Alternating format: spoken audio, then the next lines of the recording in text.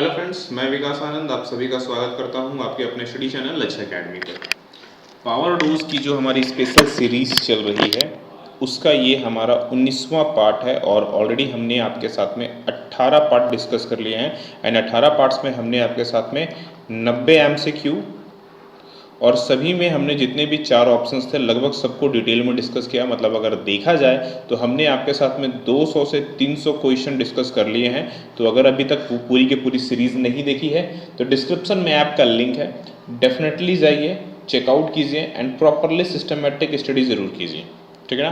Power dose commerce and management दोनों के लिए है। कितने बजे भैया?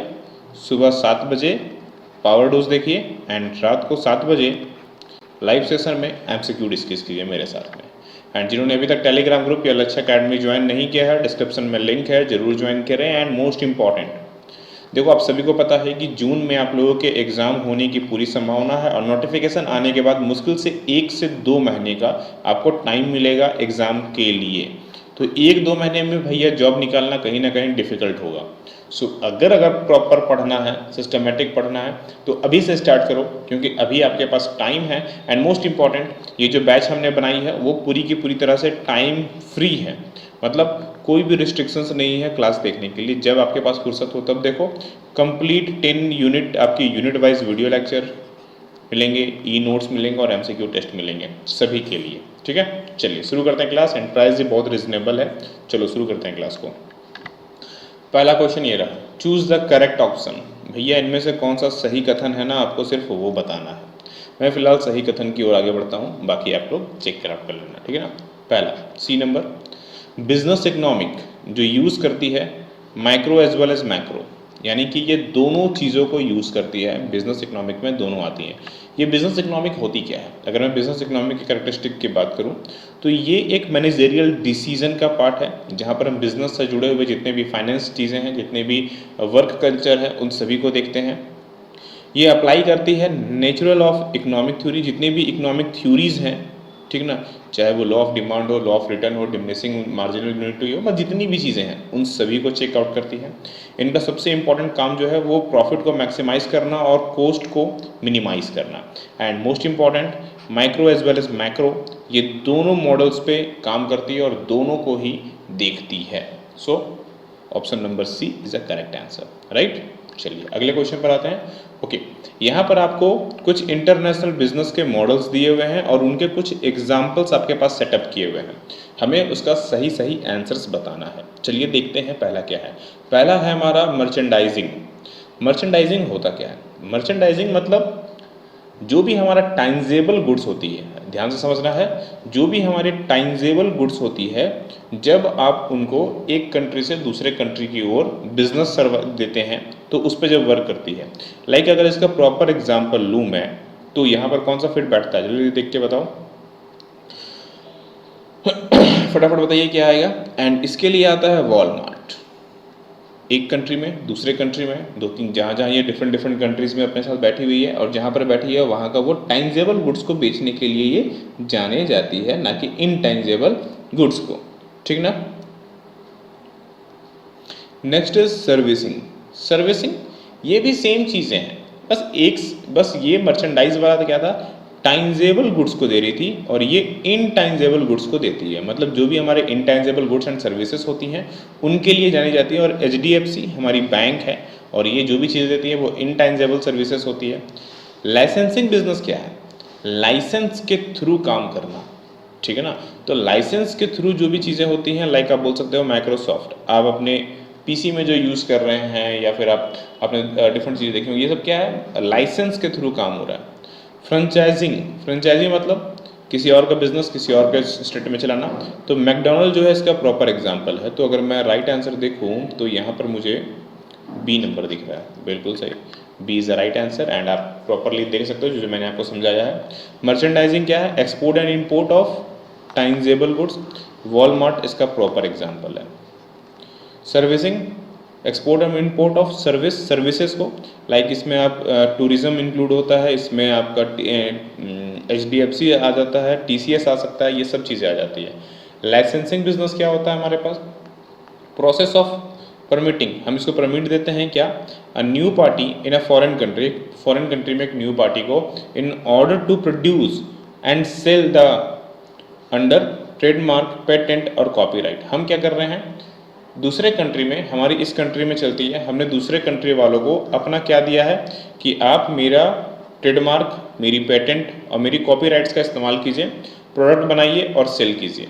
तो जब आप कुछ इस तरह की चीज़ें देते हैं, then licensing, franchisee similar to licence, ये एक तरह का सिमिलर टू लाइसेंस है, but it is team use is connection with previous of service, provision of service, यानी कि सर्विसेज जो होंगी एक तरह का सेम चीज़ है, बट प्रोविजन ऑफ सर्विस जो होंगी वो जो मेन एस्टेब्लिश्ड कंपनी है जहाँ पर वो वर्क कर रही है वहाँ से वर्क करेगी, लाइक मैकडोनल्ड, ठीक ना, चीज़ें वहीं से रिलेट होकर के चीज़ें एक दूसरे के पास ऑन होती है, ठीक है ना। तो कुछ इस तरह की चीज़ें आ गई।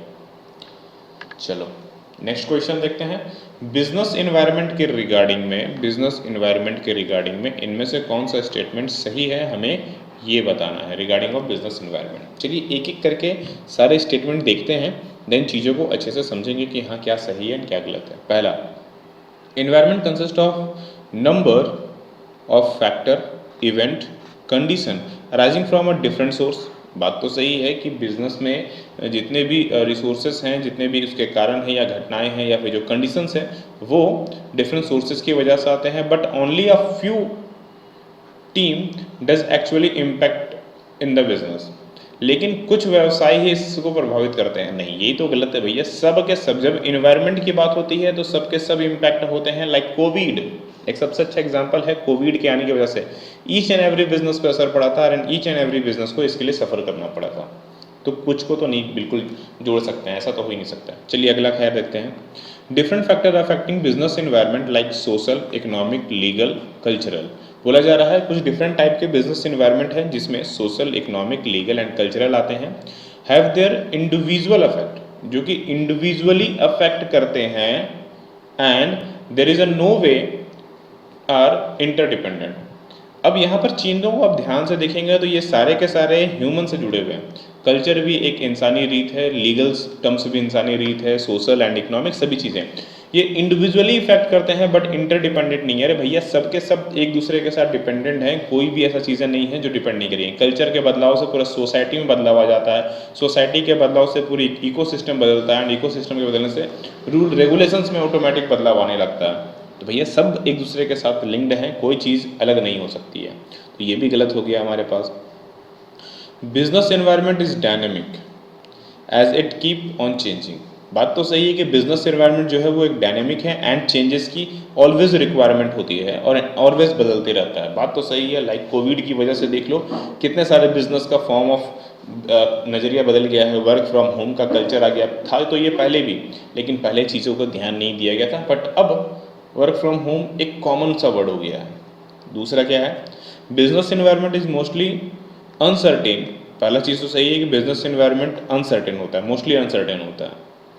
It is very difficult to predict future happenings. देखो कहीं ना कहीं देखा जाए कि फ्यूचर में क्या होने वाला है, अगर मैं आपसे आज पूछ लूँ तो आप बता पाओगे क्या? डेफिनेटली नहीं है। अगर आपसे पूछूं कि आप प्रॉपरली स्टडी नहीं कर रहे हैं और आपको जो जून में एग्जाम होने वाला है क्या आप वो निकाल लोगे? आप बोलोगे हाँ सर निकाल सकते हैं, हाँ या ना में आप कन्फ्यूजन हो।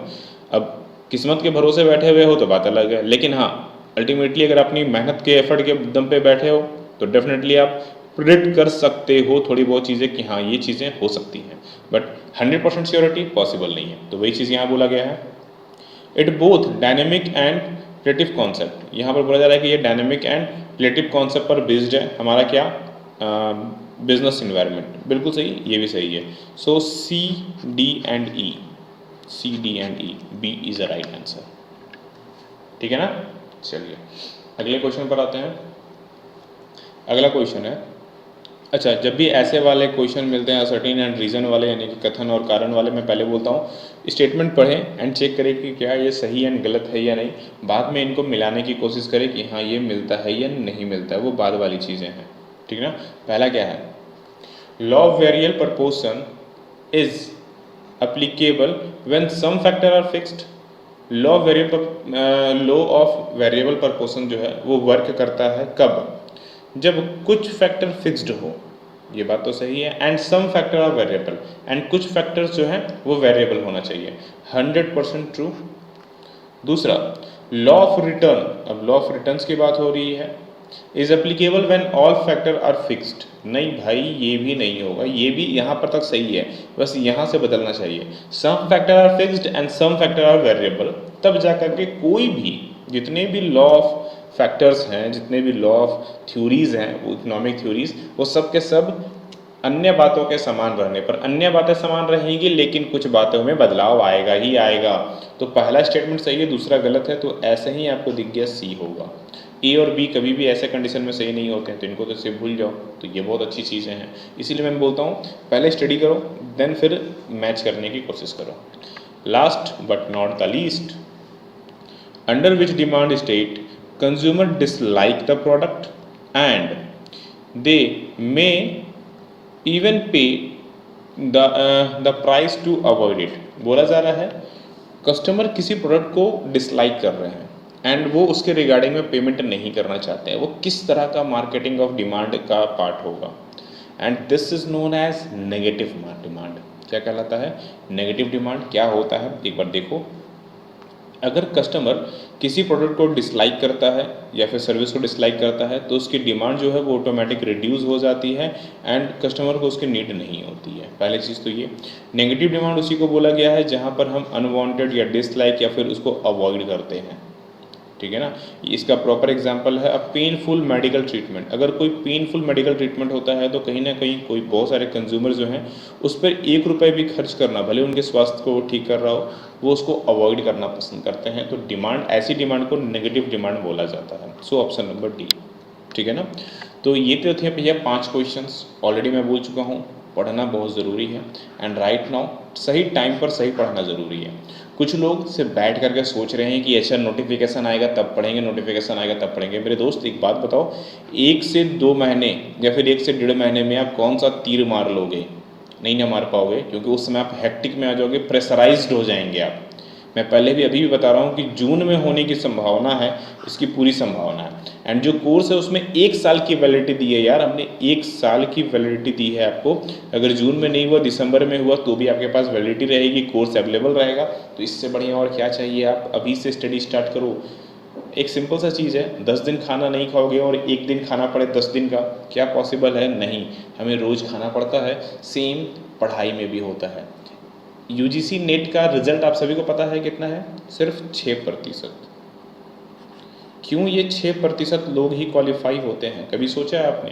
क्योंकि ये 6% लोग सिस्टमेटिक स्टडी करते हैं एंड बाकी के 94% लोग ना वो एग्ज़ाम के दिन ना पढ़ना स्टार्ट करते हैं।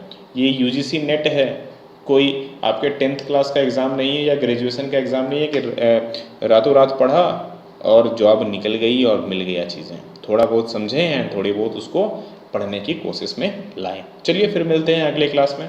प्रॉपर स्टडी कीजिए। आप सभी लोगों को राधे राधे।